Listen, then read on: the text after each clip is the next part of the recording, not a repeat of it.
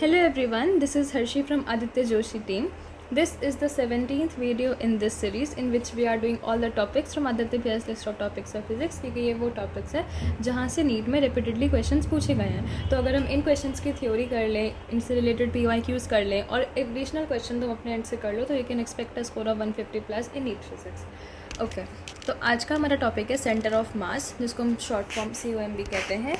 Basically जब हमने अपनी रोटेशन से पहले वाला चैप्टर्स पढ़ते हैं हम लोग फिजिक्स में, तो हम कहते हैं कि पॉइंट मास है हमारे पास, है ना. We just assume that we have a point mass, but in reality we do not. तो हमारे पास होती है एक्चुअली में कोई ऐसी बॉडी है which is not a point मास. तो हम कहते हैं कि इसका पूरा मास ना हम एक जगह पे कॉन्सेंट्रेटेड मान सकते हैं. That is the centre of मास, जिसको हम लोग बैलेंस भी कर सकते हैं. एक जगह से बैलेंस हो जाती है ये चीज़, तो उसको कहते हैं हम लोग सेंटर ऑफ मास. जिसमें यहाँ से करूँगी तो ऑब्वियसली बैलेंस होगा, बट यहाँ कहीं से करूँगी तो हो सकता है बैलेंस. तो may be that is the centre of mass of the body, जो कि एक पॉइंट मास नहीं है. ठीक है, वही होता है सेंटर ऑफ मास, जिसके कुछ रिलेटेड फॉर्मूलाज या कुछ क्वेश्चन से will wrap up it. COM is the point relative to the system of particles in an object. मतलब जब भी सिस्टम ऑफ पार्टिकल्स होते हैं ना, बहुत सारे पार्टिकल्स हैं, तो उनका एक पर्टिकुलर सेंटर ऑफ मास होता है जो कि रिलेटिव होता है इन सबसे. This is the point of the system of particles that impacts the average position of the system in relation to the mass of the object. मतलब एक तरीके से वही जो मैंने कहा, टू बॉडी सिस्टम. अब देखो, टू बॉडी सिस्टम में मैक्सिमम टाइम क्वेश्चंस पूछे जाते हैं. सबसे पहले हम टू बॉडी सिस्टम लेंगे. एक बॉडी है M1 मास की, एक बॉडी है M2 मास की. ठीक है, and choosing O as origin, ये हमारा ओरिजिन है. तो हमें बताना है कि सेंटर ऑफ मास कहाँ है फ्रॉम M1. देख सकते हो तुम M1 M2 एक पर्टिकुलर डिस्टेंस पे है. तो अगर M1 और M2 बराबर हो, तुम थोड़ा गेस कर सकते हो कि सेंटर ऑफ मास बीच में होगा, है ना. क्योंकि वो बीच से अगर हम उसको मतलब कि क्या करेंगे, फोर्स लगाएंगे जैसे अपना, तो वो बैलेंस हो जाएगा. You can imagine that very well, right. तो लेकिन अब M1 M2 हमने इक्वल नहीं माना है, तो कैसे करेंगे. Position of COM from M1 से कितना आता है, M2D अपॉन में M1 प्लस M2. याद ही रखना है, इसका कोई और वो नहीं है.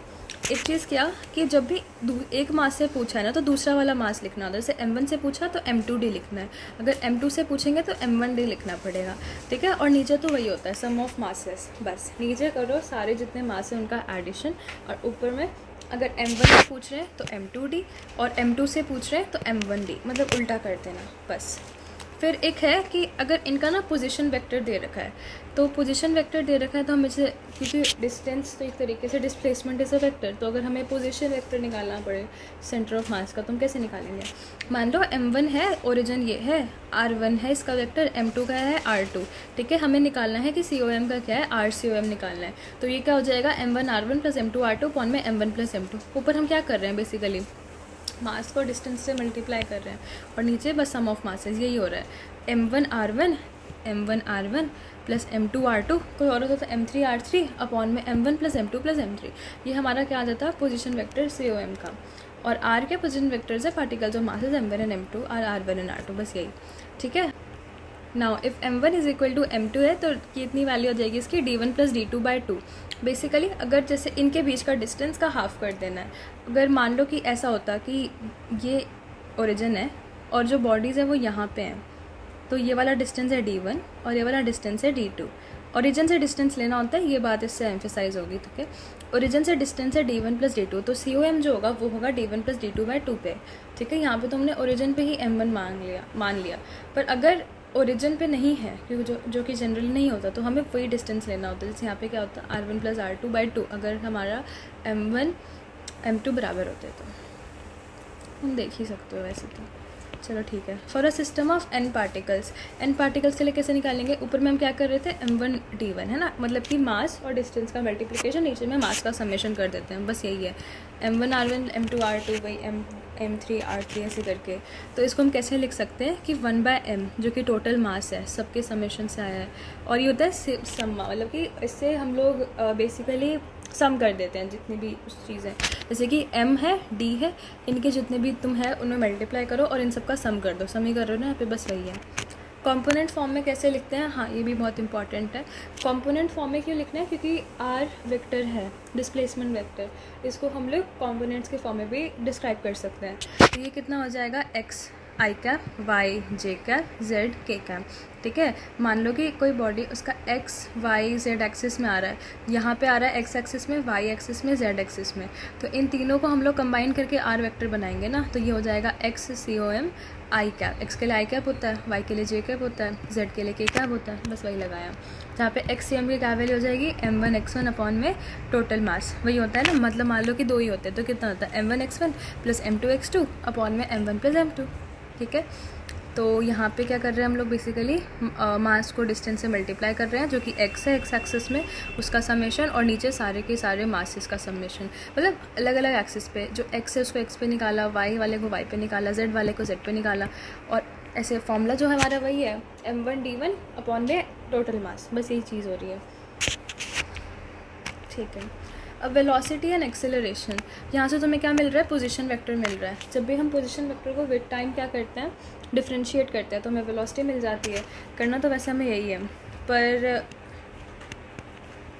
अगर कभी कभार ऐसा क्वेश्चन भी आता है, लेकिन हमने क्या किया बेसिकली आर को हमने कैसे लिखा, m1r1 प्लस m2r2 अपॉन में m1 प्लस m2, तो वेलोसिटी को कैसे लिखेंगे m1v1 प्लस m2v2 अपॉन में m1 प्लस m2। नीचे टोटल मास ही हो रहा है, देखो ऊपर में हम m1v1 प्लस m2v2 लिखेंगे वही चीज़ है ये भी।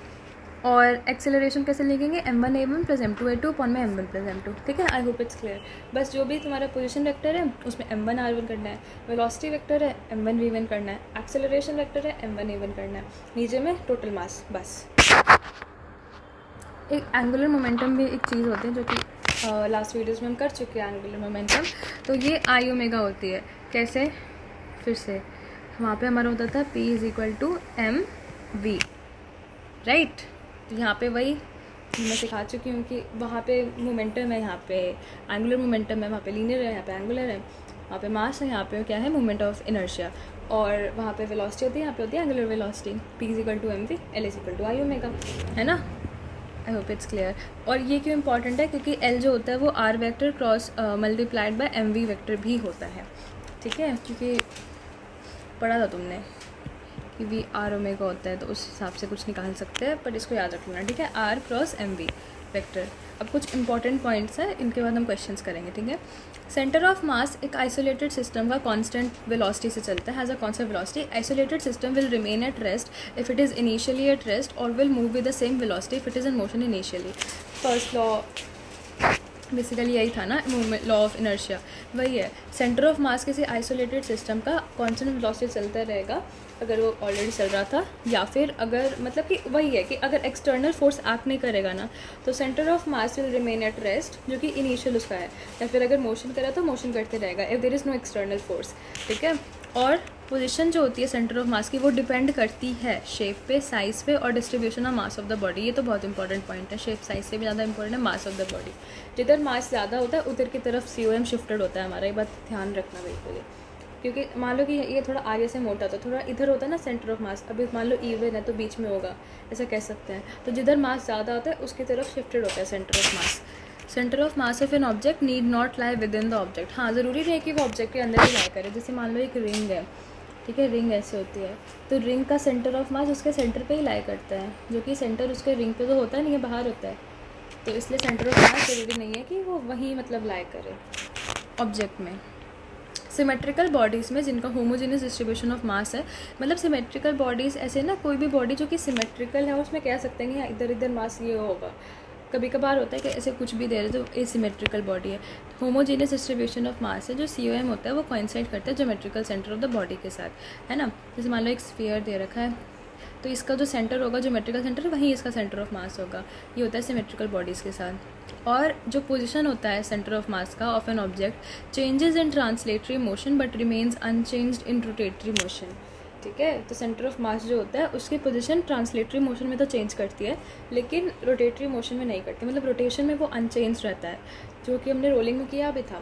ट्रांसलेशन प्लस रोटेशन होता है रोलिंग, तो ट्रांसलेशन में COM का ट्रांसलेशन हो रहा था, रोटेशन तो होता नहीं है, और बाकी रोटेशन हो रहा था जो कि टॉर्क प्रोवाइड कर रहा था, हमारा फ्रिक्शन वगैरह उनसे हो रहा था, है ना। ठीक है, चलो इतना थ्योरी काफ़ी है, अब हम इसके क्वेश्चंस कर लेते हैं।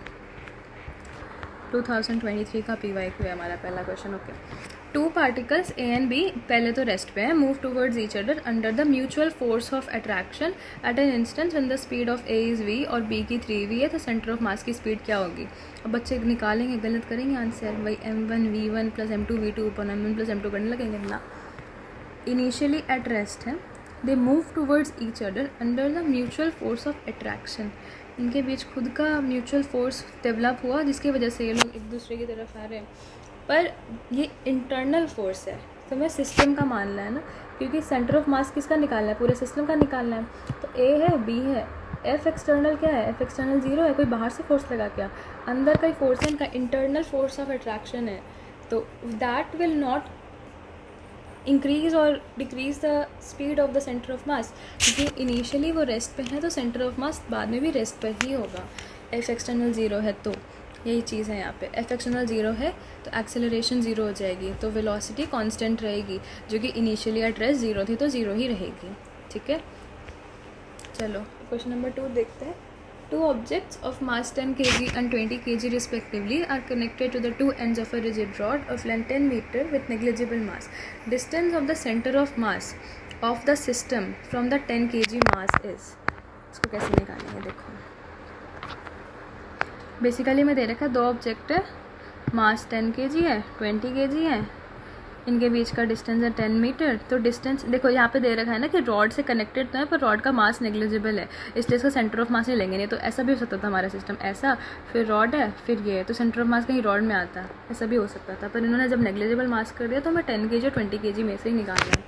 अब बताना है distance of the centre of mass of the system from the 10 kg mass, 10 kg मास से बताना है, तो दूसरा वाला मास ऊपर लिखेंगे, यानी कि 20 है ना। तो m2d अपॉन में m1 plus m2, 20 into 10, distance हमारा क्या होता था m1 r1 अपॉन में m1 प्लस m2 है ना, तो वही किया, 10 प्लस 20 हो गया 30, तो आ गया 20/3 मीटर आंसर। इजी राइट, मतलब हो सकता था ये, तो मुझे बानी कर सकते थे इसको। ये वाला क्वेश्चन बहुत इंपॉर्टेंट है बिकॉज सबसे लेटेस्ट PYQ है हमारा, और इसमें आंसर 0 था, इतना ईजी क्वेश्चन था ये क्वेश्चन हो गया 20/3 वाला।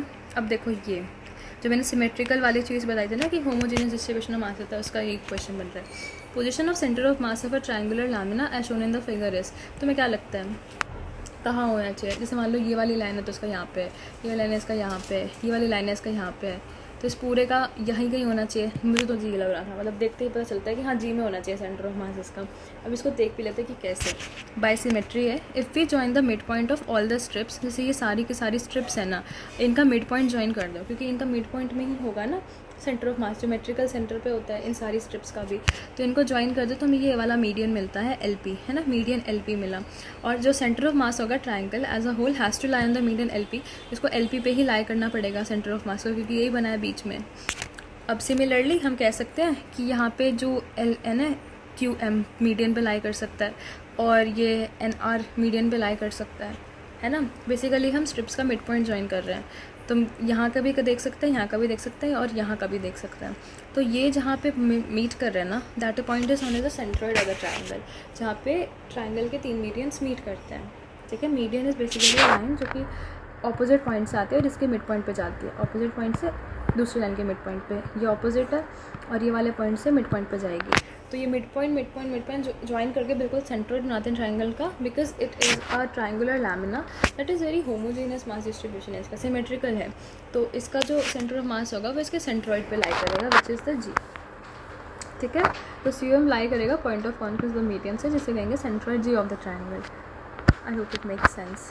अब ना ये वाला क्वेश्चन, I don't want you to see the answer, देखिए आवश्यक। Okay, Which of the following points is the likely position of the center of mass of the system shown in the figure? तो ऐसे क्वेश्चन ऐसे बने चाहिए एकदम। बोला है कि लाइकली पोजीशन क्या हो सकती है सेंटर ऑफ मास की। मैंने तुम्हें क्या बोला है कि सेंटर ऑफ मास कहाँ होता है, जहाँ मास ज़्यादा होता है।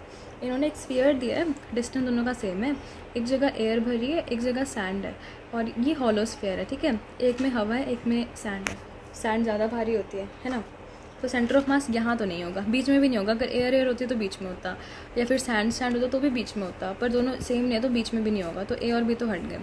C या D में से कहाँ होगा। बेसिकली अब तुम्हें ऐसे गेस करना है ना, तो C में करो, मतलब इतना ही नहीं हो जाएगा कि, मतलब क्योंकि डिस्टेंस देखो, डिस्टेंस भी मैटर करता है।